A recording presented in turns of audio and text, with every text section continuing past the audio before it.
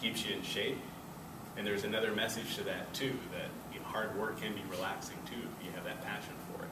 So are you saying he needs to state the message? Because I got that message from his speech.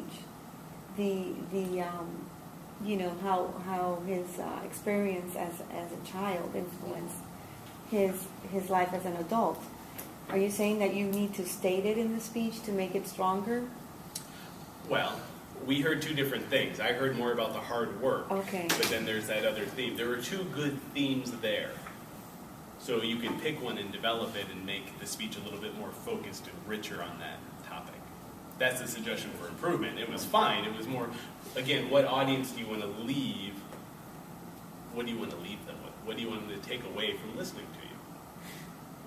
Something to think about than just standing up and talking, expectations in a new baby.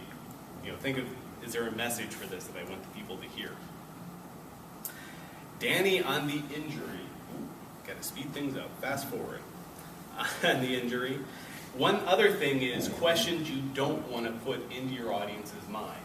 A good speaker controls the questions in your mind. You want to create questions and mystery. So when he talked about, I got an injury, but it wasn't where you thought it was from doing sports. I'm thinking, wow, where did he get this injury? And then when he said, I was at the corporate fun run, and I could have gotten a massage, but I didn't want to go to those places. And all of a sudden, you just created a question and a visual in everyone's mind that you're there at the Asian massage parlor, and they're not listening to you for your injury, and now you got to wait a minute or two till you pull them back. Another story again. That's another story, right? So that's the next one.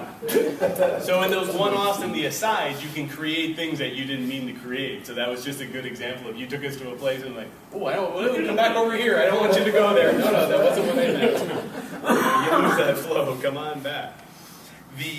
Again, your speech was a really nice story about how you exercised and then have an injury and didn't think it was that bad, and then it became much worse. I didn't know you could put a ceramic soap dish into your knee physically. That was new for me. But that story, you didn't make it bloody, so it wasn't uncomfortable to me. But I could feel it, and I was there. It was good and emotional. I could feel the pain. I could see it happening. I was right there with you. So you feel that connection. That's what I really like there. And finally, Yarny, again, you opened with a question that you didn't mean to. Oh, I did a speech class and I made him cry. So my first question was, wow, what did you talk about? That's incredible. Or where's the tissue? Or where's the tissue? You got to hand over tissue. Make me cry too. I want you to cry. If somebody makes me cry in the class, you get extra credit. Because then you're telling a good emotional story and you're comfortable up here, and it'll probably be personal. That's an idea for the next one. That's an idea for the next one. Well, and actually, when she talked about crying, then later on I thought, boy, I bet she made him cry when she told the story about reuniting with your dad when you were 24 years old after 22 years apart.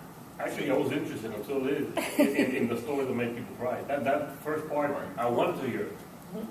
What is the she told us, Well, I went into more of, the whole, my whole growing up, story, without a dad, and it was a difficult time, tough to talk about, but I didn't want to.